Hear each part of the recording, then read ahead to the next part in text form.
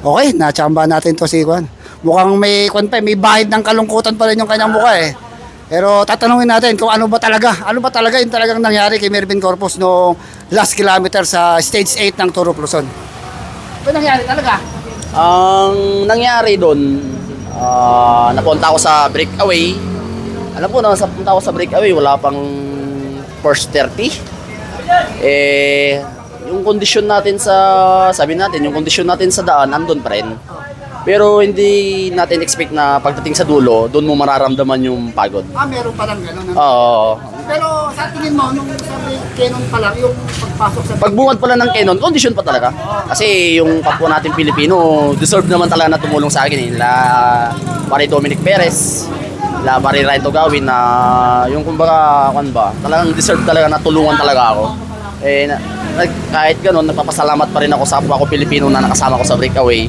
Pero yun nga, pagdating sa paanan ng Leon to yung talaga to, parang yung... Bakit bigla-biglang yung nangyari sa akin sa paanan ng Leon, parang kumbaga yung pagdikit ng, sa totoo lang po talaga, pagdikit ng yellow jersey parang nalumural na ako. Tinalo ka ng parang nalumural ako, tapos parang kumbaga yung katawan ko parang nag-lose energy na. Siguro sa madaling salita, hindi pa para sa atin talaga.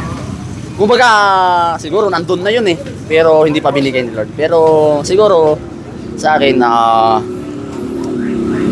parang kumbaga hindi naman talo yun kumbaga nagkamali lang tayo.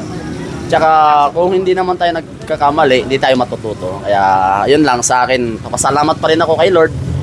Kasi kahit ganun yung nangyari, meron pa rin mga tao, may sumusuporta rin sa akin, may mga blessing na dumarating, na meron talagang blessing na dumating para sa akin na pagkatapos ng tour, maganda yung opportunity na binigay sa akin ng mga bossing. Nagpapasalamat po ako sa MPT Drive Hub Cycling Team, lalong-lalo na po kay Sir Manny Pangilinan, yung big boss po talaga. Tsaka kay Boss Ari Perez, yun po. Kay Boss E.G. Soto, kay Sir Pay, kay Boss MG Aguilar, tsaka kay Tisto Santi, yung mga teammate ko na yung teammate ko talaga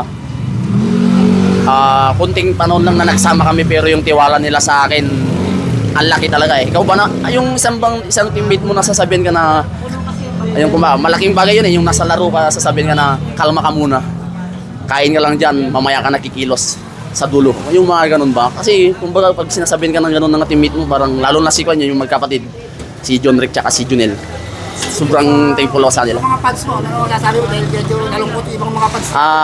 Yung mga fans ko na hindi ko po nakuha yung expectation na champion sa individual, siguro hindi pa para sa akin. Tsaka tuloy-tuloy lang. Huwag tayo mawalan ng pag-asa. Basta kung ano man yung...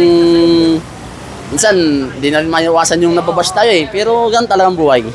Gawin lang natin inspirasyon yun. Tsaka, syempre, yung mga ganun tao, hindi na... Magpasalamat pa rin ako sa nila. Ano yung mga next big race mo na sasabihan? Alam mo, pero sa amin po kasi June 4, back to barracks na kami. Pero yun nga, ito pa po pala, hinihingkayat ko po kayo na mag-qualifying po sa MPT Drive Hub sa June.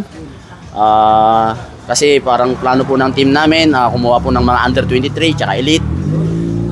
Tsaka yun nga po, kita-kits po tayo sa qualifying po ng MPT Drive Hub. Sana yung mga bata tuloy-tuloy lang. Okay. Salamat po. So, thank you narinig natin yung talagang totoong nangyari kay Mervin. So huwag kayo malungkot yung mga fans niya at babawi ito sa next. Okay, congrats pa rin idol Okay. Ay, Kapadya Call. Okay. Pag-i-kuan na lang, subscribe. Yun. Thank you.